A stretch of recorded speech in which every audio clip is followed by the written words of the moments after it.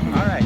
So what is the latest on the Hard Rock? We've been waiting this week, as we said last time we talked to y'all, the last updates we gave was that we were waiting for them, their contractors working with our engineers. The city hired a consultant to assist us as technical experts, and we do that with all our incidents, right? All my USAR guys are the technical experts in what they do, to come up with a plan and present that plan. So they've been working hand in hand with our folks looking at it, and they're presenting that plan tomorrow morning.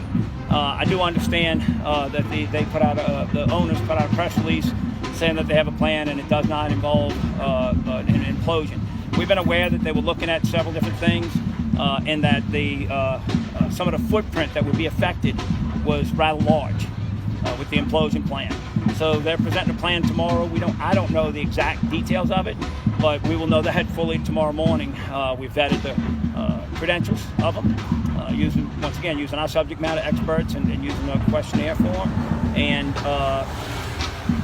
vetting to make sure that it's not going to be the impact's not going to be too great.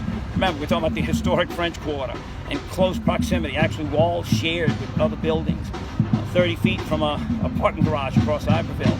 So that's all been part of what we've talked about, making sure that this is being done in a way that obviously life safety is number one, lives being lost or people injured is number one. Two is the recovery of the victims, and then also the impact on the community, the structure, so life and property. And so that's where we are, and we're very, very anxious to see that plan and have it vetted tomorrow morning. But it's probably a little premature, but I wanted to address it since I found out that they did actually put something out saying that their plan was going to be tomorrow morning. So that's the third-party company, or the third party that the city has hired that's going to be putting out the plan? Or No. Hard Rock is Okay. I want to be very, very clear. We're in control because it's a public safety issue. There's life safety. There is recovery of victims that has to be done, and there's evidence. There's an ongoing investigation of 3 unclassified deaths. So we remain in control, but be very, very clear that the owners are responsible for mitigating this incident. Obviously, for the reasons I stated earlier of protecting lives and then protecting the surrounding structures, we need to make sure it's done properly. So our experts are there to vet the plan and tell us whether it's a good plan or not, to assist us in making that decision. But they will have to get a permit from us to proceed. So there's going to be a press conference tomorrow, and it's your understanding that they're going to put forward a plan that does not include implosion, and then from there, you guys would then vet that plan to make sure if it's feasible and right and safe and everything like that? I don't think I said there will be a press conference tomorrow. Oh, okay. Okay. But I assume there may be after we see the plan. Obviously, we want to share all the information we have, being a little tongue-in-cheek with you, but we do we don't have one scheduled. But obviously, once we see the plan, our engineers may say we need to dig into this a little bit more. We need more information. That's where we are right now. And so once we see it, and as soon as we know something, as soon as a definitive decision has been made, we absolutely will let y'all know.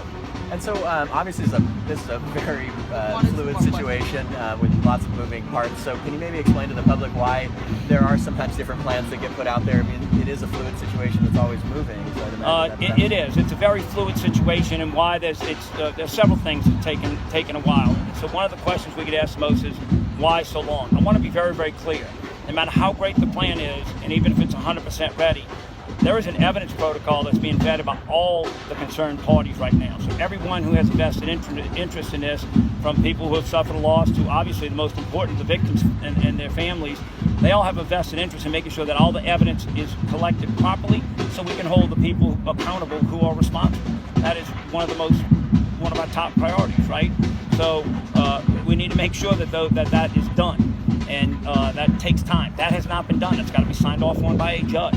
So we are doing that, running parallel with getting the plan together, and it just takes time. They have had several different contractors. Some walked away, several walked away, said, I don't want to fool with it. The others showed us the impact, and it was such a large area that, once again, we have to protect life and property. And so that's where we are now. Hopefully this plan is the one we'll be able to go with, and then be able to start preparing for it as soon as the evidence protocol is signed off on by the courts. All right. So I appreciate your time, Mike. No.